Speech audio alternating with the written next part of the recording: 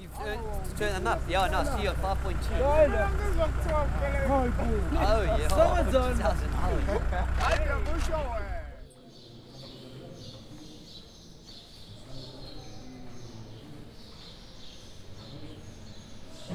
We started about 2 years ago to investigate the possibility of installing the PV system here at Arbeidsvreugd. Our connection with the French development company came through our financing option that we took from Absa Bank. We did the design and engineering of the solar PV system here at Arbeidsvreugd. There's a total of 450 kilowatt peak, 1,870 panels of 245 watt. Here with the installation, we expect to get a solar yield of around 1,600 kilowatt hours per kilowatt peak. So on a good day, the system will produce around 3,500 kilowatt hours. We are quite happy with the system. We save about almost 90,000 Rand on our electricity bill each month. All the apples and pears that exported can actually then be done at a very low cost. The whole world of export of fresh fruit are placing more and more strain on the producers and on the packing facilities to leave a lesser carbon footprint and to do it in a more economical and environmental friendly way.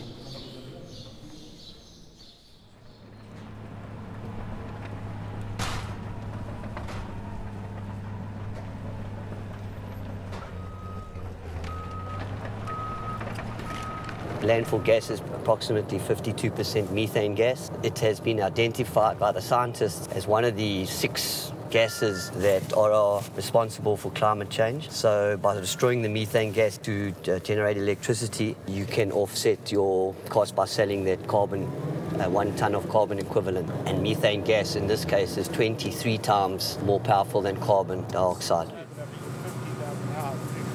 Oh, you've turned them up. Yeah, no, I see you on 5.2.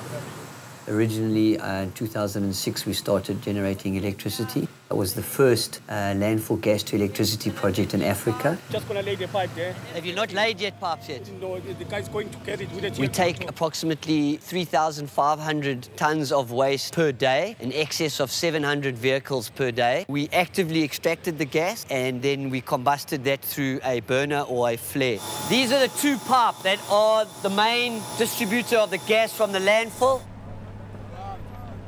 So there's approximately 3,500, 4,000 medium-cost houses that will benefit from this project. So by destroying the methane gas, we are accomplishing something because we know for a fact methane gas has an effect on the ozone layer. And today we're very, very proud of the project. The boiler works as follows. We are pushing in wood chips at the back, and these are hydraulic units for bringing the wood chips forward. So if it's wet wood chips, we are drying here, and then we are burning here. If you see the graph of the carbon dioxide emission growing every year, I think it's our duty to do something. This is a filter section where we filter the flue gas. Based on the fact that there was a shortage in gas about 4 years back to heat up the chicken houses, I came up with new ideas using biomass. I came in contact with Sasco, who is running the boilers.